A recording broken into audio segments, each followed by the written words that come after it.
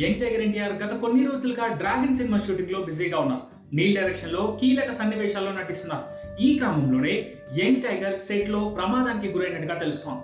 ఎన్టీఆర్ భుజానికి గాయమైనట్టు NTR team official గా తెలియజేస్తూ ఓ లేఖను సోషల్ మీడియాలో పోస్ట్ చేసింది. అంతేకాదు doctor J Madhusudan Rao and doctor R A Purnachandra Tejaswi నేతృత్వంలోని వైద్యుల బృందం పర్యవేక్షణలో ఎన్టీఆర్ ట్రీట్మెంట్ జరిగిందని, ఎన్టీఆర్ పూర్తిగా కోలుకోవడానికి 6 నుంచి 8 వారాల సమయం పడుతుందని ఆ లేఖలో పేర్కొంది. అండ్ అంతవరకు తారక్ పూర్తిగా విశ్రాంతి తీసుకోవాలని డాక్టర్లు సూచించినట్టుగా ఎన్టీఆర్ టీం కోచ్ చేసింది.